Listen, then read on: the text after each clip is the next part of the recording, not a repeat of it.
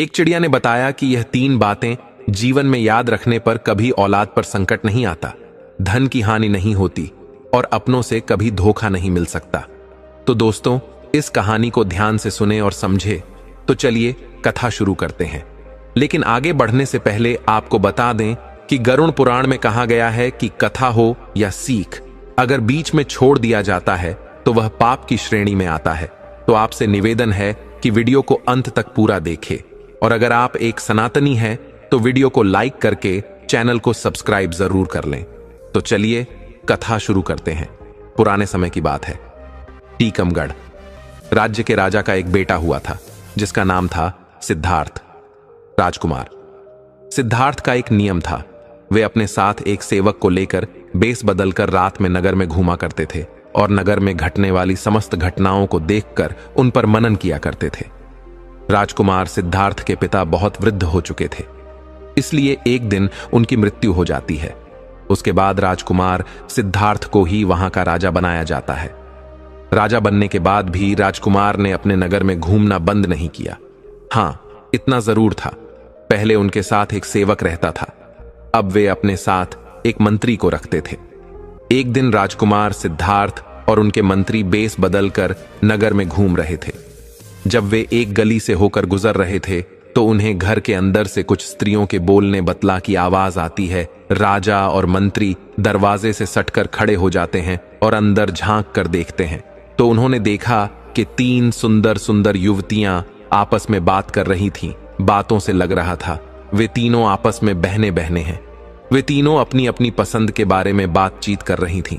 बड़ी बहन कहती है, बहनों, मुझे तो स्वादिष्ट भोजन खाने का बड़ा शौक है। मैं तो अपना विवाह किसी राजा के रसोइये से कराऊंगा, दिष्ट भोजन खाने को मिलता रहे। तब मझली वाली कहती है, हे बहनों, मैं तो अपना विवाह किसी राजा के बड़े अधिकारी से करना चाहती हूं। अगर मेरा विवाह राजा के मंत्री से हो जाए, सेनापति से हो जाए या कोतवाल से हो जाए तो मैं अपने आप को बहुत धन्य समझूंगी। छोटी बहन उनकी बातें सुनकर चुपचाप बैठी रही। तब उन दोनों बहनों ने अपनी छोटी बहन से पूछा कि बहन, तुम चुपचाप कैसी बैठी हो, तुम भी अपनी पसंद बताओ। तो छोटी बहन कहने लगी, बहना, आओ, मेरा काम नौकर चाकर से नहीं चलेगा। मैं तो अपना विवाह राजा से करूंगी ताकि तुम दोनों के पतियों पर मैं हुक्म चला सकूं। और मैं इतना चाहती हूं कि राजा से मेरे एक ऐसा बेटा पैदा हो जो हंसे तो फूल झड़े, रोए तो आंखों से मोती टपके, जिसके एक ओर के केस सोने के हो तो दूसरी ओर के चांदी के। बस ऐसा मेरा सपना है। छोटी बहन की बात सुनकर वे दोनों बहनें ठट्ठ मारकर हंसने लगीं और कहने लगीं, बहन, तू तो हमेशा पागलों की तरह बात करती है। तीनों बहनों की बातचीत राजा और मंत्री द्वार पर खड़े सो रहे थे। तीनों की बात सुनकर राजा को बड़ा आश्चर्य होता है। राजा ने मंत्री से कहा, मंत्री जी, इस घर को अच्छी तरह से पहचान लो और कल सुबह इन तीनों बहनों को दरबार में बुलवा, मुझे इनसे कुछ पूछना है। मित्रों, राजा की आज्ञा का पालन हुआ। अगले दिन मंत्री ने तीनों बहनों को राजा के दरबार में बुला लिया। राजा ने देखा कि उन तीनों में से जो सबसे छोटी बहन थी, जो कह रही थी कि मैं राजा से ब्याह करूंगी, वह बहुत सुंदर थी। राजा उसकी सुंदरता पर मुग्ध हो जाता है।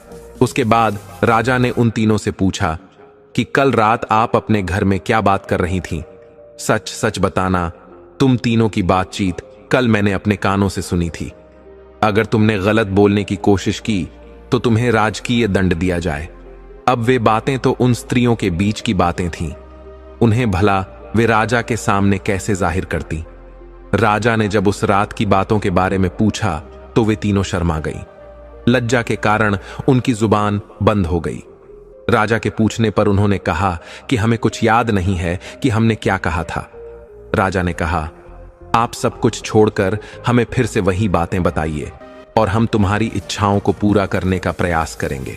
इस प्रकार मजबूर होकर के उन तीनों ने रात में हुई बातचीत को राजा के सामने कह सुनाया। तीनों की बातें सुनकर राजा बहुत प्रसन्न हुआ। उसने तुरंत अपने रसोइयों को दरबार में बुलाया और इन तीनों में से जो बड़ी बहन थी, उसका हाथ उस रसोइये के हाथ में दे दिया और कहा, रसोइये से आज से यह तुम्हारी पत्नी है और आज से तुम्हारा यह धर्म है कि तुम इसे स्वादिष्ट भोजन बनाकर खिलाओगे। उसके बाद राजा ने अपना एक मंत्री बुलाया और मझली बहन का हाथ उसके हाथ में दे दिया। छोटी वाली से कहा, कि तुम्हारी यह इच्छा थी कि तुम्हारा विवाह किसी राजा से हो, सो मैं यहां का राजा हूं, तुम्हें मैं अपनी पत्नी के रूप में स्वीकार करता हूं। यह सुनकर के छोटी बहन बहुत प्रसन्न हुई। राजा ने आदेश कर दिया कि अभी इसी समय मेरे विवाह की तैयारी शुरू की जाए। राजा तो उठकर चला गया। उसके बाद राजा के जितने भी कर्मचारी थे वे सब शादी की तैयारी में जुट जाते हैं। उधर उन तीनों बहनों के विवाह की तैयारी होने लगी। छोटी बहन का विवाह बड़ी धूमधाम के साथ वहां के राजा से हो गया। बड़ी वाली का विवाह साई रसोइये से हो गया और बीच वाली का विवाह वहां के एक मंत्री से हो जाता है। तीनों बहनें अपने अपने पतियों के पास रहने लगी। छोटी बहन को रानी बनाकर राजा के महलों में पहुंचा दिया गया। मित्रों, यह देखकर उन दोनों बहनों को छोटी वाली रानी के भाग्य से जलन होने लगी। वे दोनों जब इकट्ठी होती थीं तो इस तरह सोचती थी कि हे बहन, छोटी वाली तो सचमुच रानी बन गई और हम अपनी इच्छा का बर पाकर भी उसकी नौकरानी बनकर रह गई है। हमारी छोटी बहन इतनी कौन सी हूर की परी है जो उसको राजा ने अपनी रानी बना लिया। मझली वाली कहने लगी, बहन, बुरा तो मुझे भी लग रहा है, राजा ने उसमें ऐसा क्या देख लिया जो उससे शादी कर ली। कही हुई बातों का क्या है, आदमी हर तरह की बातें सोचता है और करता है। मेरी समय से तो छोटी वाली नहीं बल्कि तुम रानी बनने के योग्य थी। वड़ी ने कहा, मुझे भी यह देखकर आश्चर्य होता है कि राजा की अक्ल पर क्या पत्थर पड़ गए थी जो उसे पसंद कर लिया। उससे तो तुम 100 गुना अच्छी थी मित्रों। इस प्रकार वे दोनों बहनें एक दूसरे को कोसने लगी और एक दूसरे की बुराई करके अपने दिल को तसल्ली देने लगी। लेकिन कई बार डर इतनी प्रबल हो जाती थी कि मन में विचार आता था कि बहन हम उसकी बड़ी बहन होकर भी उसके नौकर चाकर की पत्नी है और वह हमसे छोटा होकर भी हम पर हुक्म बजाती है। हम और हमारे पति उसके एक इशारे पर नाचने लगते हैं। इस तरह की बातें कर करके दोनों दिन रात अपनी छाती को जलाती रहती थी। कई बार सोचती थी कि उसे खत्म कर दिया जाए या राजा की नजरों में उसे गिरा दिया जाए, तभी हमारे मन को शांति मिलेगी। वे दिन रात इसी उपाय में लगी रहती थीं। वे जब भी अपनी बहन से मिलने जाती थीं तो अपनी हैसियत का ख्याल नहीं करती थी, बल्कि वह अपनी बहनों से इस तरह मिलती थी कि उन्हें ऐसा न लगे कि वह उसे नीचा दिखा रही है। लेकिन छोटी बहन अपनी दोनों बहनों से बहुत प्रेम करती थी। सभी लोग जानते थे कि दोनों नौकरों की पत्नियां हैं और उसकी बहन रानी है। मित्रों, कुछ महीनों के बाद रानी को गर्भ ठहर जाता है। यह खबर पाकर राजा को बड़ी खुशी होती है। इधर छोटी वाली बहन से मिलने में दोनों बहनें भी पहुंच जाती हैं और कहती हैं, बहन, इस बात की बड़ी खुशी हुई है कि तुम मां बनने वाली हो। अब तो हम दोनों बहनें ही बच्चे के जन्म तक तुम्हारी देखभाल करेंगे। रानी ने कहा, इससे अच्छी बात हमारे लिए और क्या हो सकती है। तुम मेरी बड़ी बहनें हो, मेरी मां के समान हो। तुमसे बढ़कर भला मेरी देखभाल कौन कर सकता है। तुम अपने पतियों के द्वारा यह आवेदन राजा के सामने पेश कर दो। आशा है कि वे इसे स्वीकार कर लेंगे। मित्रों, उन्होंने अपने पतियों के द्वारा राजा से आवेदन किया। राजा ने कहा, ठीक है, यह बात हम रानी से पूछकर ही आपको बताएंगे। राजा ने अपनी रानी से पूछा तो वो खुशी खुशी तैयार हो गए। अब तो राजा ने उन दोनों बहनों के लिए रानी के पास रहने और उसकी देखरेख करने की अनुमति दे दी। वे दोनों बहनें रानी के पास महल के अंदर रहने लगी। अब उन्हें अपनी दुष्टता का प्रदर्शन करने का पूरा मौका मिल गया था। इधर जब रानी के बच्चे का जन्म होने का समय आता है तो उन्होंने सारी दास दसियों को वहां से हटा दिया। इधर रानी ने एक बहुत ही सुंदर पुत्र को जन्म दिया। पुत्र को देखकर उन दोनों बहनों की जलन और भी चौगुनी हो गई। चुपचाप उन दोनों ने उस बच्चे को महल के बाहर ले जाकर एक कंबल में लपेटकर एक लकड़ी के संदूक में रखकर नदी में बहा दिया और वहां से एक मरा हुआ कुत्ते का बच्चा उठाकर रानी के पास लाकर रख देती है और महल की सभी दास दसियों को बताया कि रानी ने एक मरे हुए कुत्ते के बच्चे को जन्म दिया है। यह बात सुनकर सभी हैरान रह जाते हैं।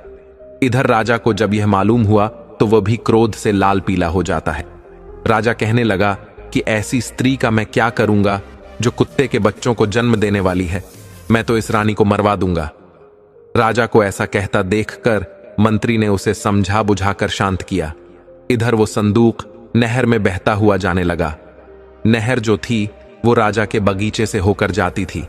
बगीचे की रखवाली के लिए जो सिपाही नियुक्त किया गया था, उस सिपाही का घर भी नहर के किनारे बना हुआ था।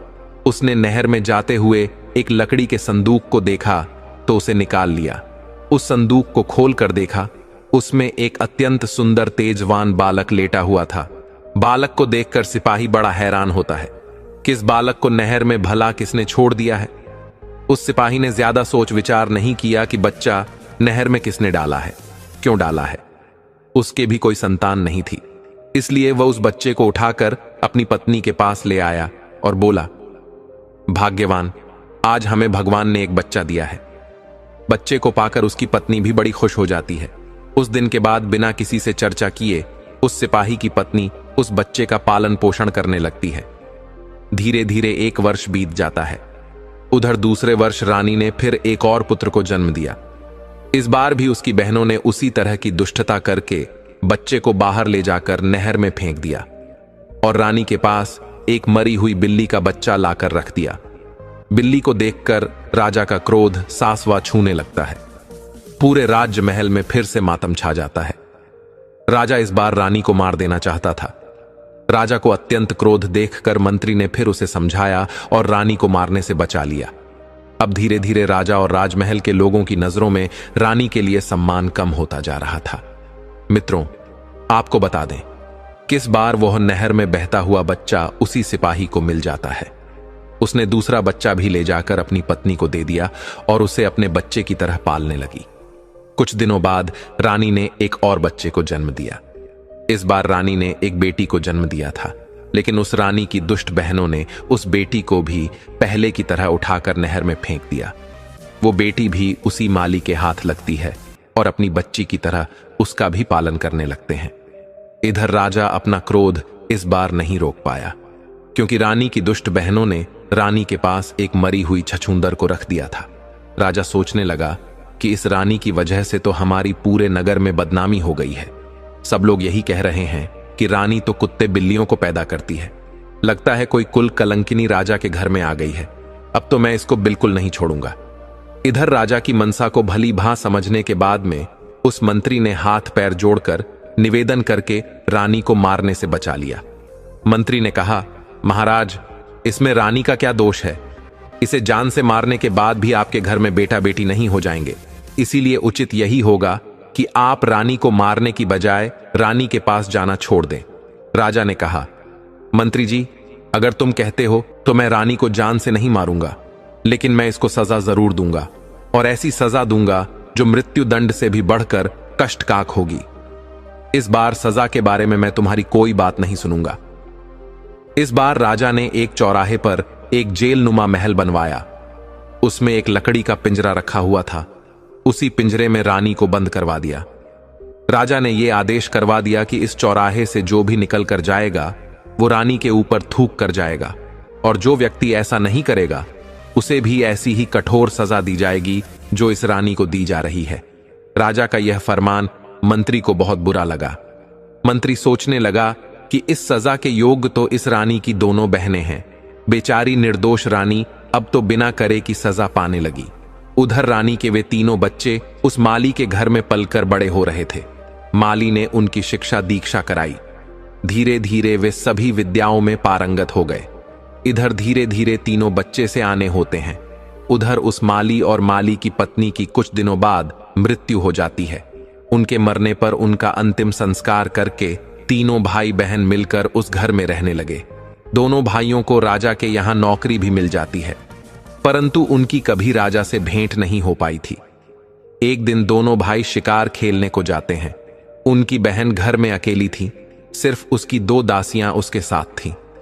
उसी समय उसके यहां एक बड़ी मां आती है और उससे कहती हैं, बेटी, मैं तुम्हारे यहां कुछ समय के लिए ठहरना चाहती हूं। लड़की ने तुरंत अनुमति दे दी। लड़की ने बूढ़ी मां को भोजन कराया, उनकी खूब सेवा की। अपने घर के आसपास सुंदर बाग, बगीचे को और तालाब को दिखाया। वहां का सुंदर वातावरण देखकर बूढ़ी मां का भी हृदय खुशी से गदगद हो गया। लड़की ने पूछा, अम्मा, मेरे महल और बाग के बारे में तुम्हारी क्या राय है? क्या कोई और चीज की कमी है जो यहां होनी चाहिए? बुढ़िया ने कहा, बेटी, यह प्रश्न मुझसे न करो तो अच्छा है। मैं कहूंगी तो तुम कहोगी कि यह 2 टके की बुढ़िया मेरे महल और बाग में नोकस निकालने आ गई। लड़की ने जोर देकर कहा, मैं ऐसा कुछ नहीं कहूंगी।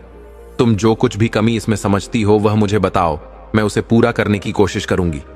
तब बुढ़िया ने कहा, बेटी, यह सब कुछ तो तुम्हारा ठीक है, किंतु मेरी समझ में यहां पर 3 चीजें और आ जाएं तो संसार में तुम्हारा बाग सबसे सुंदर हो जाएगा, लेकिन उनका मिलना बहुत कठिन है। वो 3 चीजें क्या हैं? ध्यान देकर सुनो। एक तो है, बुलबुल मनुष्य की तरह बोलती है। जब वह बोलती है तो उसके आसपास सैकड़ों हजारों चिड़ियां जमा हो जाती हैं और उसके स्वर में स्वर मिलाने लगती है। दूसरा है एक गाने वाला पेड़। उसके पत्ते मोटे और चिकने होते हैं। जब हवा चलने पर पत्ते एक दूसरे से रगड़ खाते हैं तो उनसे मधुर संगीत निकलता है। उस संगीत को हर कोई सुनने वाला मुग्ध हो जाता है। और तीसरी वस्तु है वो सुनहरा पानी। उसकी एक बूंद किसी बर्तन में रख दी जाए तो बर्तन अपने आप भर जाता है और फिर उसमें से एक फव्वारा सा निकलता है जो कभी नहीं रुकता, क्योंकि वह पानी लौटकर उसी बर्तन में गिरता रहता है। बुढ़िया की बात सुनकर लड़की कहने लगी, अम्मा, अगर तुम्हें इन चीजों के बारे में इतने विस्तार से पता है तो तुम यह भी जानती होगी कि यह वस्तुएं कहां मिलती हैं। मुझे बताओ, मैं उनकी प्राप्ति का प्रयत्न करूंगी। बूढ़ी महिला ने कहा, बेटा, मैं तुम्हें यह नहीं बता सकती, लेकिन इतना जरूर बता सकती हूं, यहां से कोई व्यक्ति उत्तर दिशा में चला जाए और सीधा चलता चला जाए तो 10 दिन की यात्रा के बाद जो पहला व्यक्ति उसे मिलेगा उससे पूछे कि यह वस्तुएं कहां मिलेंगी, वही आगे की राह बताएगा। अच्छा बेटी, बुढ़िया कहने लगी, मुझे काफी देर हो गई है, अब मैं चलती हूं। बुढ़िया को क्या मालूम था कि वह लड़की इतनी साहसी लड़की है कि खुद इन चीजों की तलाश में निकल पड़ेगी। इसलिए उसने विस्तार से वो सब कुछ बता दिया था जो उसे मालूम था। लड़की ने उसकी बताई हुई एक एक बात याद कर ली। इधर दोनों लड़के जब शिकार से लौट कर आते हैं तो अपनी बहन को उदास बैठा हुआ देखते हैं। उन्होंने पूछा, बहन, क्या बात है? आज तुम्हारी तबीयत खराब है क्या, या कोई बात तुम्हारी मर्जी के खिलाफ हो गई है? लड़की ने सिर झुकाकर कहा, नहीं भाई, ऐसी कोई बात नहीं है। भाइयों ने कहा, यह तो तुम झूठ बोल रही हो, कुछ ऐसा तो जरूर हुआ है जो तुम्हें दुख दे रहा है। अगर तुम नहीं बताओगी तो हम तुम्हारे पास से उठकर नहीं जाएंगे। तब लड़की ने देखा कि दोनों भाई बात जानने के लिए अड़े खड़े हैं, तो उसने कहा, मैं तुम्हें इसलिए नहीं बताना चाहती हूं कि जो मैं कहूंगी उसे सुनकर तुम चिंता में और कष्ट में पड़ जाओगे। खैर, जब तुम जिद कर रहे हो तो मैं बता देती हूं। हमारे पिता ने यह महल हमारे लिए बनवाया था और अपनी समझ शेष में सुंदरता और सजावट की कोई चीज की कमी नहीं रखी थी, लेकिन अभी भी इसमें कुछ कमियां हैं। किंतु आज मुझे 3 चीजों के बारे में मालूम हुआ है। अगर वे 3 चीजें इस बाग में आ जाएं तो हमारा महल अद्वितीय सुंदर हो जाएगा। दोनों राजकुमार ने पूछा, बहन, वे ऐसी कौन सी चीजें हैं, हमें शीघ्र बताओ। तब लड़की कहती है, भाइयों, एक तो उम्दा किस्म की बुलबुल जो बोलने वाली हो, जिसका गाना सुनकर हजारों पक्षी इकट्ठे होकर उसके स्वर में स्वर मिलाने लगते हो। दूसरा है गाने वाला पेड़, जिसके पत्तों से पत्ते रगड़ खाकर संगीत निकलता हो। और तीसरा है सुनहरा पानी, जिसकी एक बूंद से ही कभी खत्म ना होने वाला फुबारा बन जाता हो। मैं इसी चिंता में हूं कि इन्हें कैसे प्राप्त करूं। दोनों राजकुमारों ने पूछा, बहन, अगर तुम हमें यह बता दो कि ये तीनों चीजें कहां और किस दिशा में मिले तो हम तुम्हें ढूंढ कर लाकर देने का प्रयास करेंगे। मित्रों, इस प्रकार अगले दिन उनमें से जो बड़ा राजकुमार था वह अस्त्र शस्त्र लेकर घोड़े पर बैठकर वह तीनों चीजें लेने के लिए चल देता है। तो लड़की रोने लगती है और कहने लगी, भैया, मैं कितनी दुष्ट हूं जो अपने शौक के लिए तुम्हें मुसीबत में फंसा रही हूं। मैं अपनी मांग वापस लेती हूं, अब कभी भी इन चीजों का जिक्र नहीं करूंगी, तुम मत जाओ। तब बड़े राजकुमार ने कहा, बहन, एक बार कमर कसकर मैं पीछे नहीं हटता। अगर मैं नहीं जाऊंगा तो हमेशा मेरे दिल में यह बात खटकती रहेगी कि मैं कायर हूं। मित्रों, राजकुमार ने अपनी बहन को एक खंजर दे दिया और कहा कि जब तक यह खंजर ठीक है मैं सकुशल हूं, लेकिन अगर इसमें से खून की बूंदें टपकने लगे तो समझ लेना मैं जीवित नहीं हूं। यह सुनकर के वे दोनों बहन भाई उदास होते हुए कहने लगे, भाई, तुम ऐसी खतरनाक यात्रा पर मत जाओ। लेकिन बड़े राजकुमार ने एक भी नहीं सुनी। उसने फौरन घोड़ा दौड़ा दिया और सीधी उत्तर दिशा की ओर चलता चला गया। चलते चलते 20 दिन का सफर तय कर लिया। तभी उसे एक अजीब सा दृश्य दिखाई दिया। उसने देखा कि एक झोपड़ी सी बनी हुई थी। उसके बाहर एक बूढ़ा आदमी बैठा हुआ था। उसके बाल बर्फ की तरह सफेद थे। उसकी दाढ़ी, मूछें और बहुएं इतने बढ़ गए थे कि उसका पूरा शरीर ढक गया था। उसके हाथ और पैरों के नाखून बहुत बड़े बड़े हो गए थे। उसने अपना शरीर एक चटाई से ढक रखा था। उसके ऊपर उसके बाल पड़े हुए थे। राजकुमार देखकर समझ गया कि वह कोई तपस्वी साधु है जो ऐसे दुर्गम और निर्जन स्थान में अकेला बैठा है। जरूर उन चीजों के बारे में यह साधु जानता होगा। राजकुमार घोड़े से नीचे उतरा और उसने उस वृद्ध तपस्वी के पास जाकर प्रणाम किया। तपस्वी ने प्रत्युत्तर में कुछ कहा, लेकिन उनकी आवाज राजकुमार को समझ में नहीं आई, क्योंकि तपस्वी बालों से पूरी तरह ढके हुए थे। राजकुमार ने फौरन अपनी जेब से एक छोटी सी कैंची निकाली और कहा, तपस्वी महाराज, आपके बालों की वजह से आपकी आवाज मेरे समझ में नहीं आ रही है। यदि आप आज्ञा दें तो मैं आपकी दाढ़ी, मूछ और बालों को काट दूं। तपस्वी ने इशारे से कह दिया।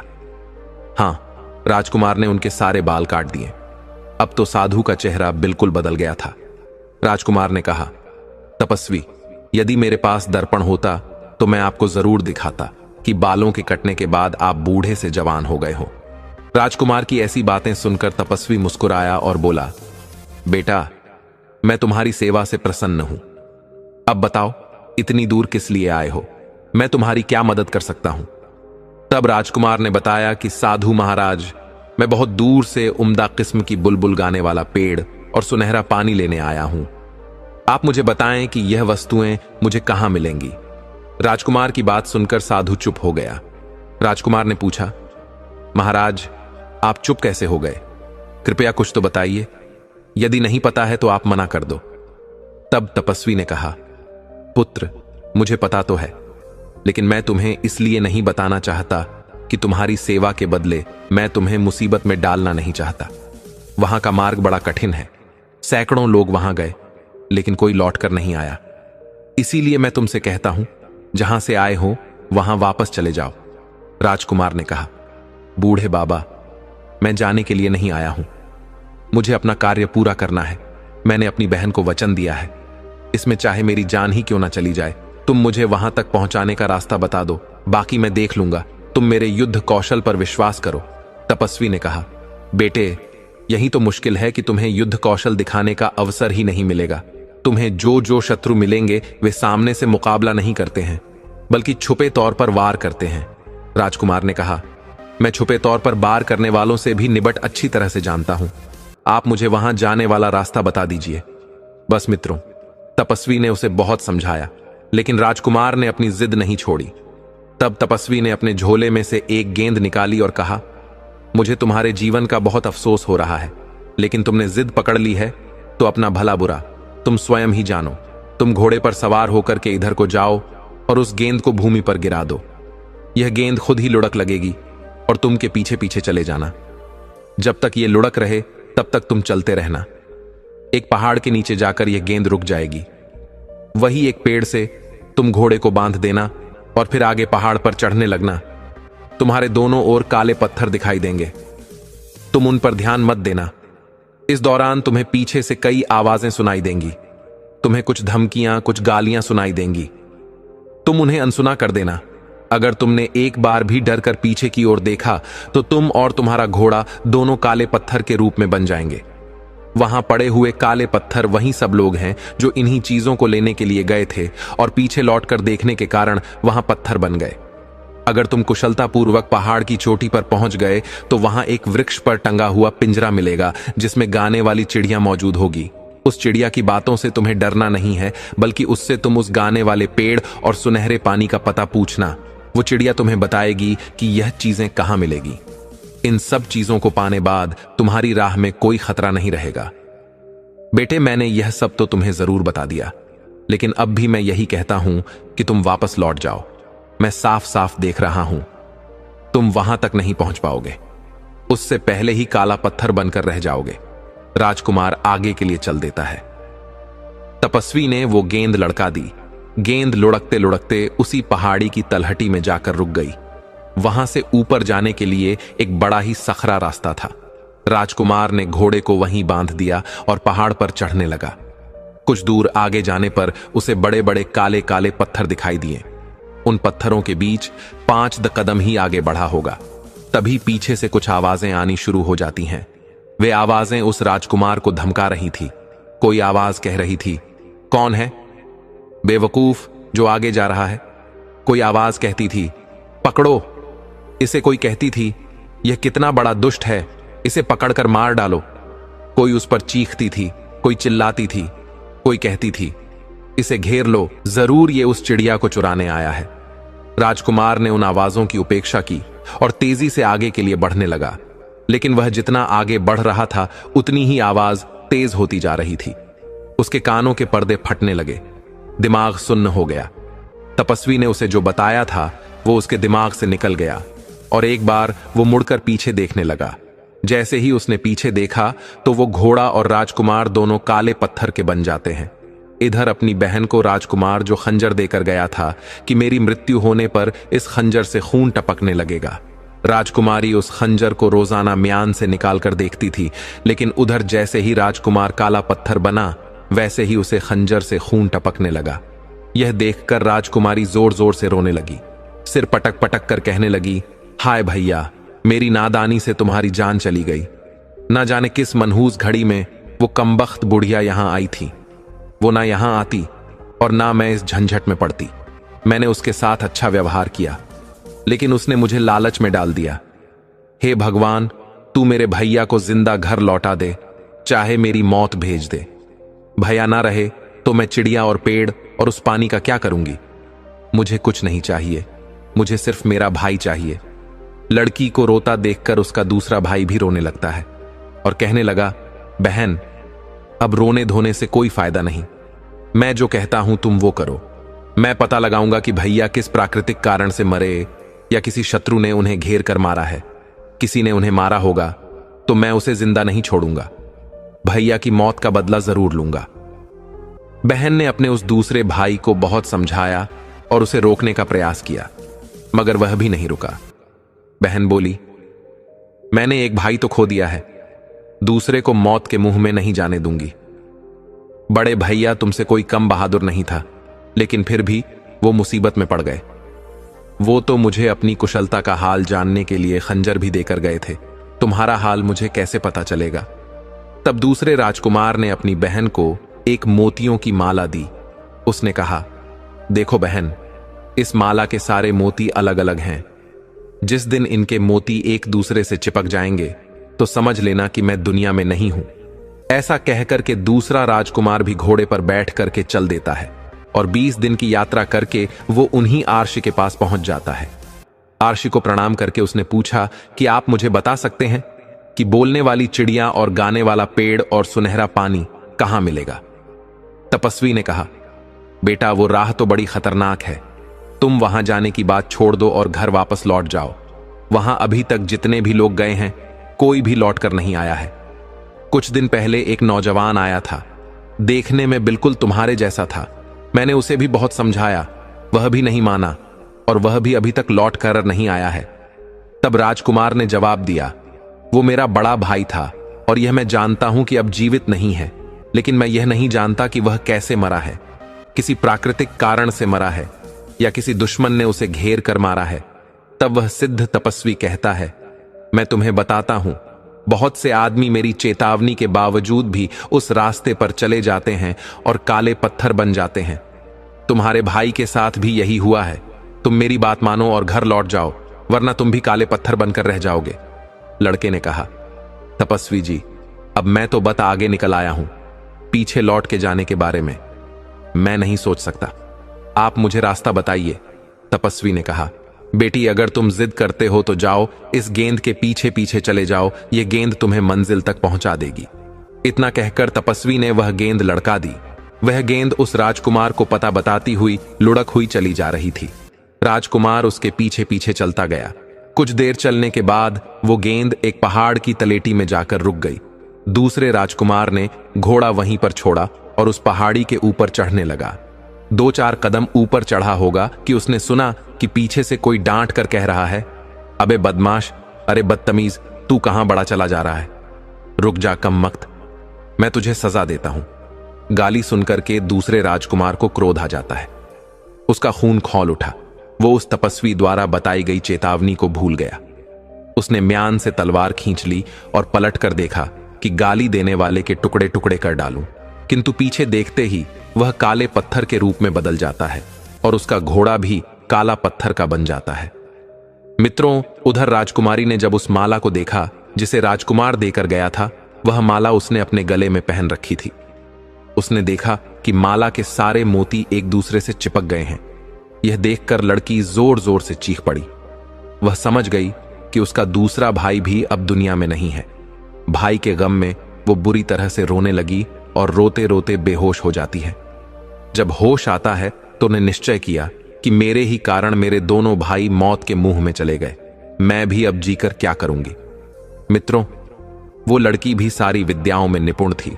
शस्त्र चलाना, घुड़सवारी करना, तलवारबाजी, तीरंदाजी, सभी हुनर उसे अच्छी तरह आते थे। अब तो लड़की घोड़े पर सवार होकर स्वयं अपने भाइयों की खोज में निकल पड़ी। 20 दिन चलने के बाद वह उसी साधु के पास आती है और तपस्वी को प्रणाम करके पूछने लगे, हे तपस्वी महाराज, मुझे बोलने वाली चिड़िया, गाने वाला पेड़ और सुनहरा पानी चाहिए। बताओ यह कहां मिलेगा। तब साधु ने कहा, बेटी, तुम एक लड़की हो और तुम्हारे लिए अच्छा यही होगा कि तुम अपनी इच्छाओं पर संयम रखो और जिन चीजों का विचार तुम मन में लेकर आई हो उन चीजों को भूलकर तुम वापस लौट जाओ। वह राह बड़ी कठिन है। लड़की ने अपनी मनसा जाहिर की, तपस्वी जी, अब मैं वापस नहीं जा सकती। कृपया मुझे विस्तार से बताइए कि उस रास्ते में क्या खतरे पड़ेंगे ताकि मैं उनसे निपटने का पहले से कर लूं। साधु ने लड़की को पूरी बात बता दी। साधु ने कहा, बेटी, खतरा सिर्फ तब तक है जब तक पहाड़ की चोटी पर ना पहुंच जाओ। पहाड़ की चोटी पर पहुंचते ही तुम्हें वहां बोलने वाली चिड़िया मिल जाएगी और वही चिड़िया तुम्हें उस पेड़ और सुनहरे पानी के बारे में बताएगी। तुम्हें इतना ध्यान रखना है कि पहाड़ पर चढ़ते समय पीछे से सुनाई देने वाले कटु शब्द और गालियों को तुम्हें अनसुना करते हुए आगे बढ़ना है। वहां जो काले पत्थर मिलेंगे वो सब वही लोग हैं जिन्होंने उन गालियों को बर्दाश्त नहीं किया है। कुछ समय पहले 2 नौजवान भी आए थे, वो भी शायद उन्हीं पत्थरों के ढेर में पड़े होंगे। लड़की ने कहा, महाराज, वह मेरे भाई थे। लड़की ने कहा, इसका मतलब वह शब्द किसी का कुछ नहीं बिगाड़ सकते। यदि उन्हें अनसुना करते हुए आगे बढ़ा जाए तो लड़की ने क्या किया, अपने कान में रुई लगा ली। तपस्वी ने वही गेंद लड़का दी। लड़की उस गेंद के पीछे पीछे चलने लगी। गेंद जाकर के पहाड़ों की तलेटी में रुक जाती है। लड़की ने घोड़ा वहीं छोड़ा और पहाड़ी के ऊपर चढ़ने लगी। तभी पीछे से बड़ी भयानक आवाजें आने लगती हैं, किंतु लड़की के कानों में रुई लगी थी। इस कारण से वे आवाज उसे सुनाई नहीं दे रही थी। लड़की लगातार आगे को बढ़ती जा रही थी। आवाजें धीरे धीरे बहुत तेज होती चली गई। लड़की उन गालियों को सुनती गई और सहन करती गई। आखिरकार वो उस पहाड़ की चोटी पर चढ़ ही गई। वहां जाकर उसने देखा कि एक पिंजरे में एक सुंदर चिड़िया मधुर सुर में गा रही है। लड़की को देखते ही वह चिड़िया एकदम गरज कर कहने लगी, ए लड़की, खबरदार, मेरे पास मत आना।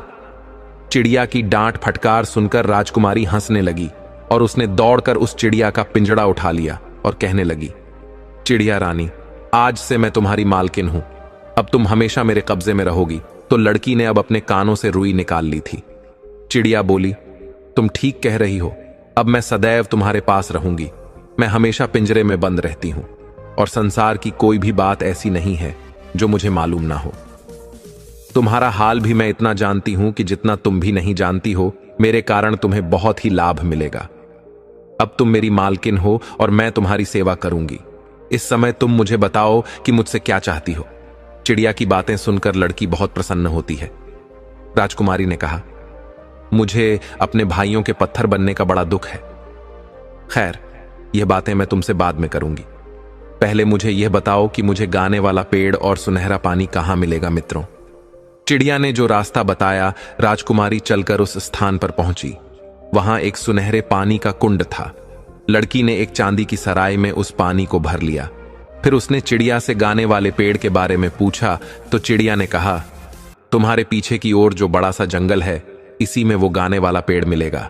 वहां पहुंचकर तुम्हें खुद पता चल जाएगा कि वो पेड़ कौन सा है, क्योंकि उस पेड़ से संगीत निकलता होगा।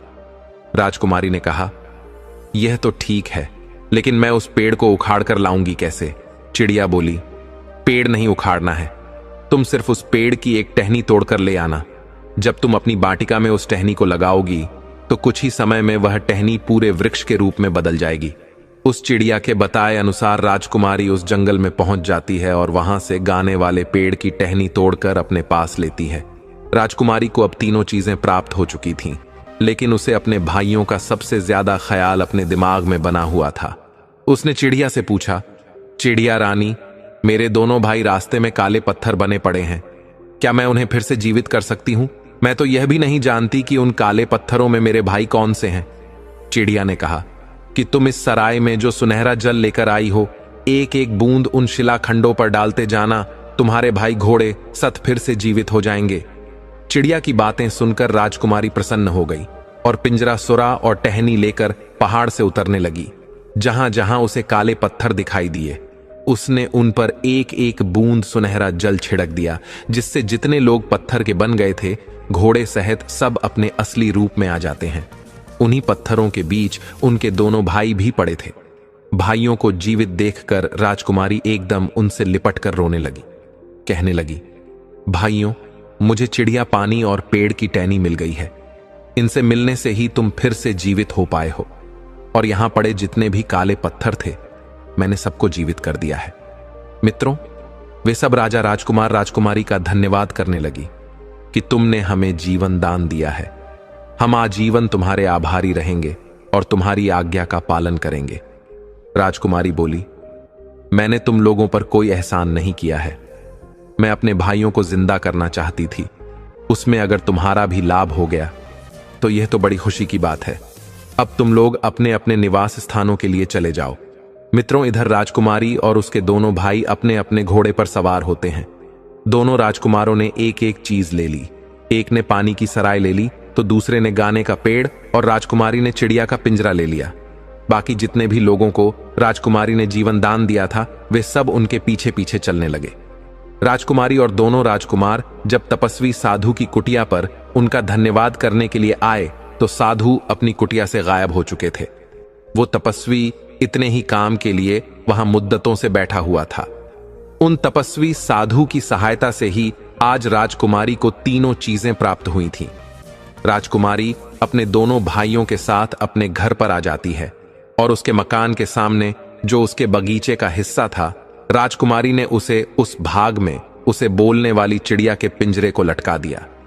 चिड़िया ने जैसे ही बोलना शुरू किया, उसके आसपास हजारों पक्षी आकर के जमा हो गए और वो चिड़िया के सुर में सुर मिलाने लगी।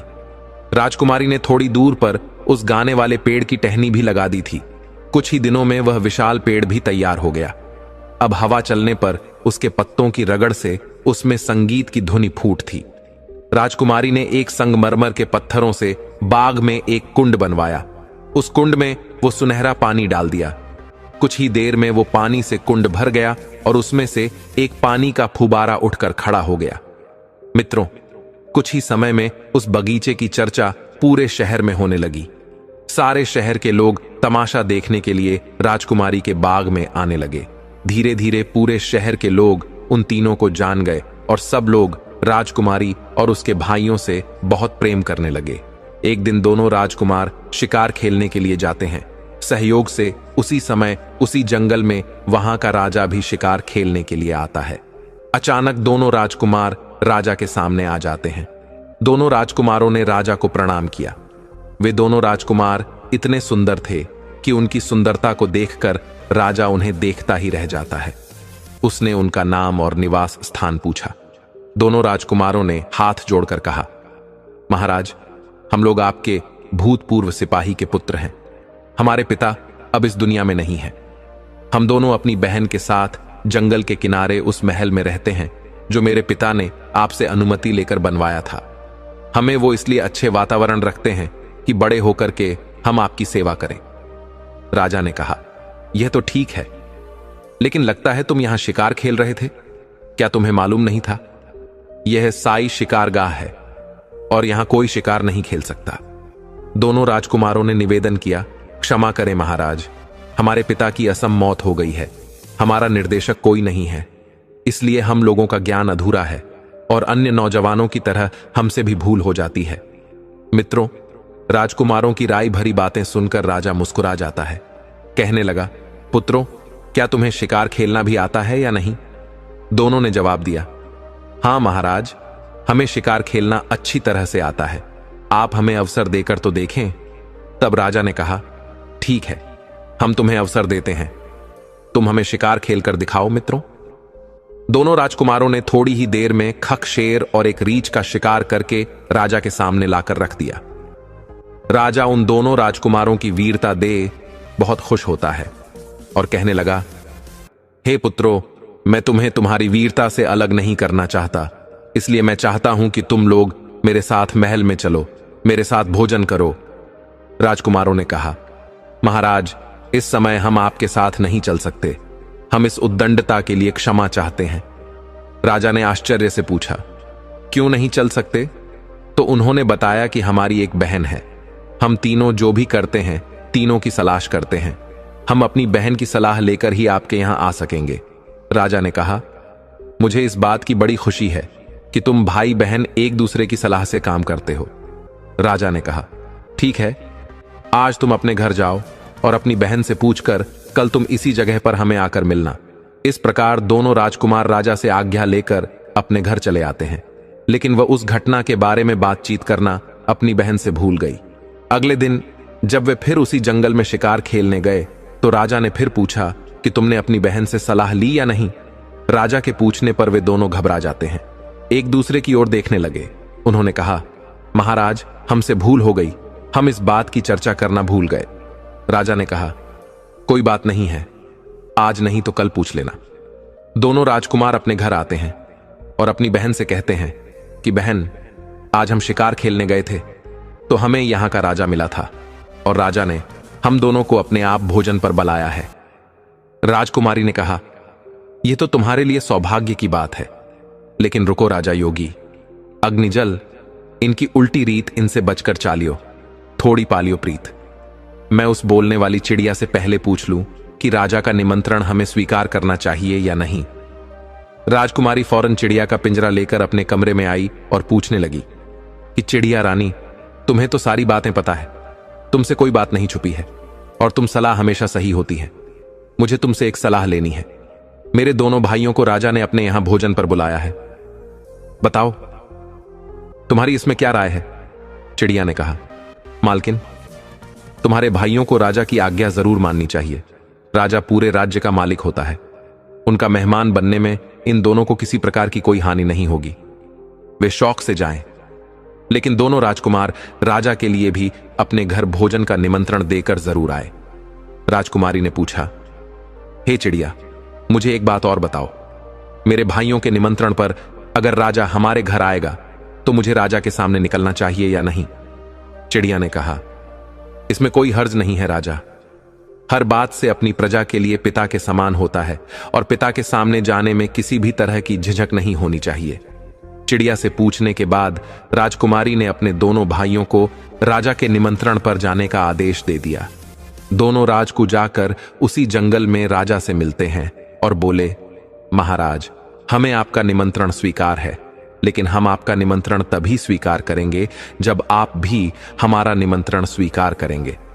मित्रों, इस प्रकार राजा उन दोनों राजकुमारों को अपने महल में बुलाकर ले जाता है और उन दोनों की खूब अच्छे से खातिरदारी करता है। राजा ने उनकी इतनी अच्छी खातिरदारी की कि कई दरबारी और सरदारों को ईर्ष्या तक होने लगी। किन अजनबियों के प्रति राजा इतना दयावान क्यों है? राजा के सभी कर्मचारियों को इस बात पर बड़ा ही आश्चर्य हो रहा था। सब लोग यह सोचकर हैरान थे, किन अपरिचित का इतना सम्मान क्यों हो रहा है। दोनों राजकुमारों के रंग रूप, आचार व्यवहार से सभी प्रभावित थे।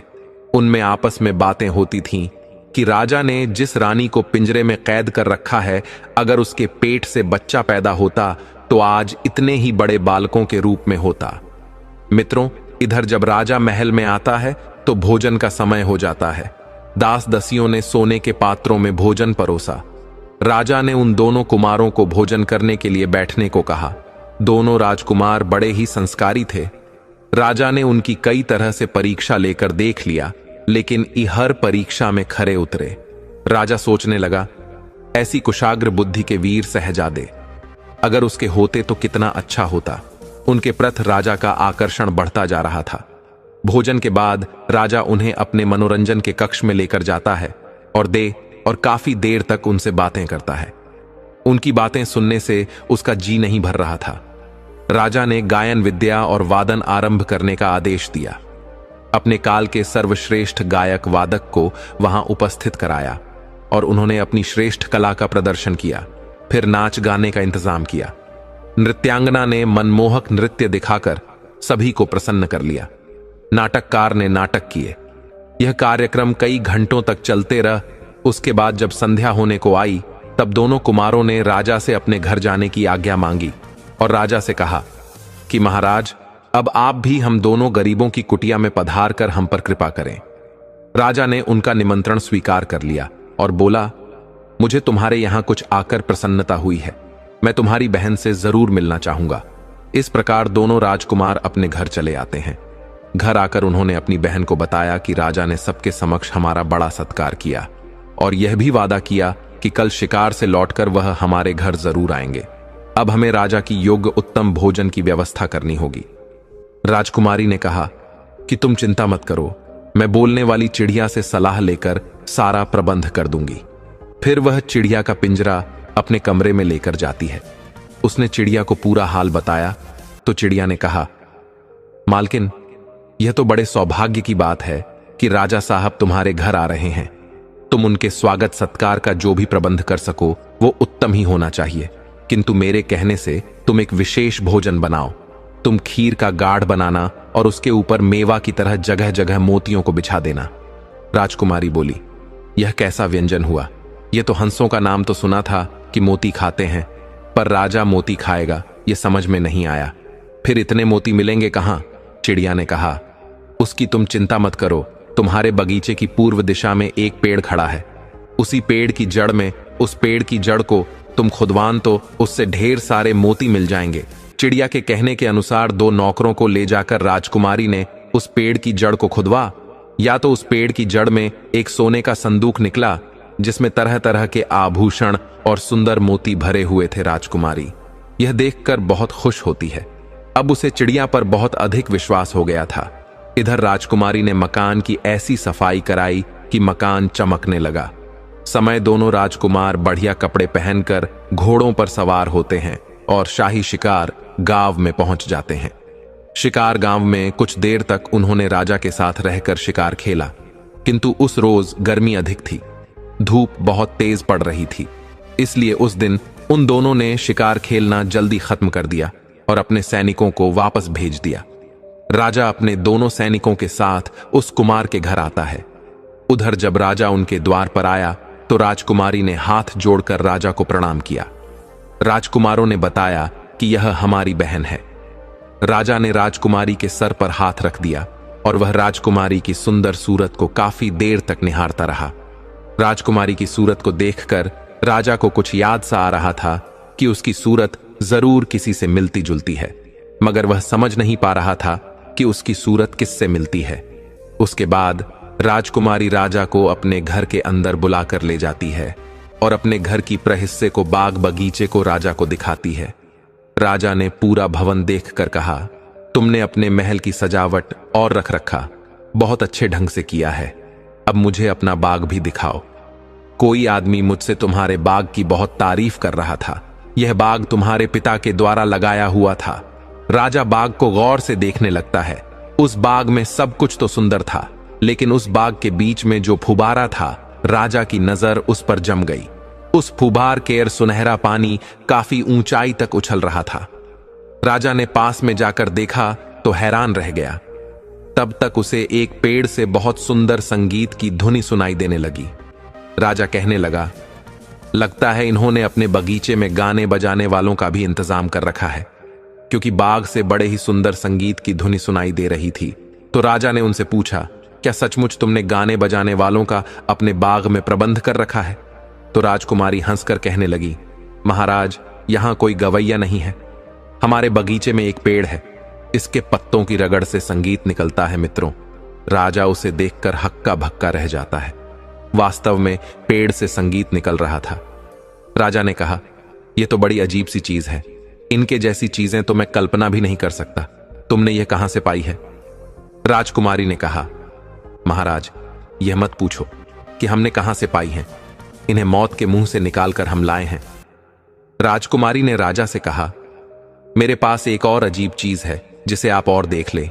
वो एक चिड़िया है जो आदमी की तरह बोलती है, और जब यह गाती है तो सारे पक्षी जमा हो जाते हैं और इसके सुर में सुर मिलाते हैं। राजा उस चिड़िया को बड़े ही गौर से देखने लगा। जब वह चिड़िया को देखता है तो फिर उसे बीती हुई बातें याद आने लगती हैं। फिर उस चिड़िया ने सारी कहानी उस राजा को सुनाई जो पहले बीत चुकी थी। तो राजा अब बातें सुनकर अपना सर पकड़ लेता है और कहता है कि यह सारी बातें तो हमें रानी की बहनों ने बताई थी, जो रानी की सगी बहनें थीं, क्योंकि वे उसकी शुभ चिंतक थीं। तब चिड़िया ने कहा, सरकार, यही तो भूल हुई है आपसे कि आपने उन्हें शुभ चिंतक समझा जब से उन्होंने देखा कि वे नौकरों से बहाई गई हैं और छोटी बहन राजरानी बन गई है तो जलकर मरी जा रही थी। उन दुष्टों ने इस बात का भी ख्याल नहीं किया कि रानी ने शादी के बाद भी उनसे बहनों जैसा प्रेम रखा था। रानी को मृत्युदंड दिलाने के लिए उन्होंने 3-3 बार सफेद झूठ बोला है। वह तो भला हो उस मंत्री का जिसके कारण रानी की जान बची है। रानी के प्रति अपने दुर्व्यवहार को याद करके राजा की आंखों में आंसू आने लगे। चिड़िया फिर बोली, सरकार, अपने सामने बैठे इन तीनों बच्चों को गौर से देखिए। ये तीनों बच्चे, पिल्ला बिल्ली का बच्चा और अंदर, जिन्हें आपकी रानी ने जन्म दिया था। रानी की दुर्दशा उनकी बहनों के कारण हुई है। रानी की बहनों ने इनके जन्म पर इनकी जगह मरे हुए जानवर रख दिए और इन्हें कंबल में लपेटकर टोकरी में डालकर नहर में फेंक दिया था ताकि यह डूबकर मर जाए और किसी को पता भी ना चले। किंतु भगवान को इन्हें जीवित रखना था। आपके दरबार का जो माली था उसने इन तीनों को नहर से निकलवा लिया क्योंकि उसके कोई संतान नहीं थी। इसलिए उसने इनका लालन पालन किया और अपनी संतान की ने पाल पोछ कर बड़ा किया। इन्हें भली प्रकार की शिक्षा दिलाई और इनके लिए यह महल बनवाया है सरकार। यह तीनों कोई और नहीं, आपकी रानी की संतानें हैं। तब राजा ने चिड़िया से कहा, चिड़िया, तुझे मैं किस तरह से धन्यवाद दूं? दुश्मनों की दुष्टता और रानी का निर्दोष होना मेरे सामने आज तुमने स्पष्ट कर दिया है। मेरे बच्चों को तूने पहचानवाया है।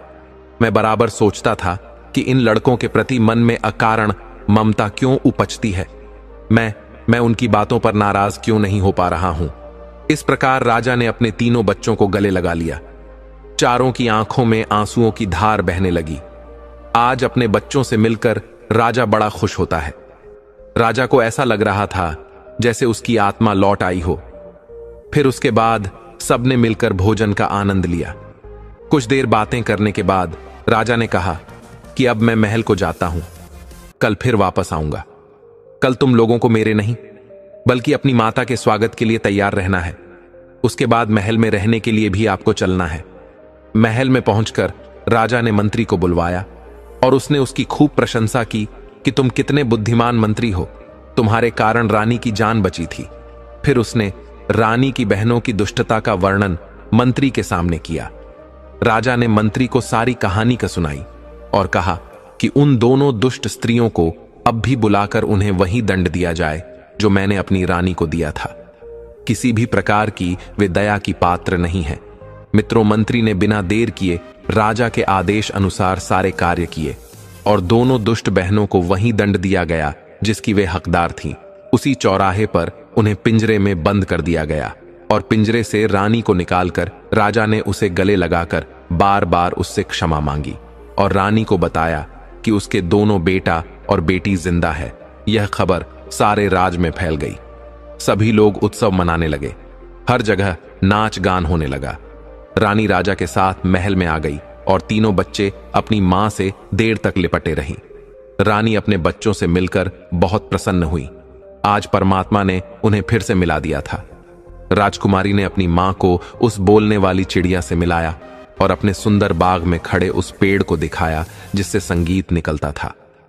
चिड़िया ने राजा और रानी से कहा, हे राजन, जीवन में 3 महत्वपूर्ण बातें याद रखी जाएं तो इससे न केवल आपकी औलाद पर संकट आता है, तो कभी आपकी औलाद पर संकट नहीं आएगा, न कभी धन की हानि होगी और धोखेबाजों से भी बचा जा सकता है। पहली बात, बिना देखे सुनी सुनाई बातों पर विश्वास करके कोई निर्णायक कदम ना उठाए। अगर किसी को सजा देने की बात हो तब कभी सुनी सुनाई बातों पर विश्वास नहीं करना चाहिए। हमेशा अपनी आंखों से देखकर या कसौटी पर रखकर ही उचित कदम उठाना चाहिए। कई बार इस तरह के निर्णय से निर्दोष दोषी बन जाते हैं और गुनहगार बच जाते हैं। किसी भी काम में संयम और विवेक से निर्णय लेना चाहिए, चाहे वह धन के मामले हो या रिश्तों के जल्दबाजी या अंधविश्वास से बचना चाहिए। अपने निर्णयों से संतुलित रहना और सही समय पर सही निर्णय लेना आपको आर्थिक हानि से बचा सकता है और अपनों से धोखे की संभावना को कम कर सकता है।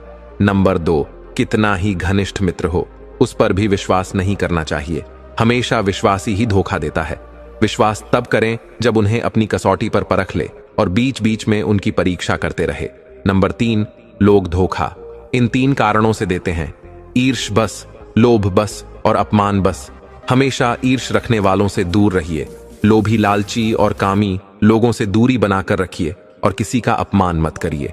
आप हमेशा और आपका परिवार सदैव धोखों से और संकटों से बचा रहेगा। कभी धन की हानि नहीं होगी। तो मित्रों, इस तरह से राजा का पूरा परिवार इकट्ठा हो जाता है और फिर से राजा के घर में वह खुशी लौट आती है। रानी की सारी मुश्किलें कट जाती हैं। तो दोस्तों, ये कहानी कैसी लगी कमेंट सेक्शन में जरूर बताना। मिलते हैं आपसे अगले वीडियो में एक और चर्चा के साथ। आप सभी का बहुत बहुत धन्यवाद। जय श्री कृष्णा।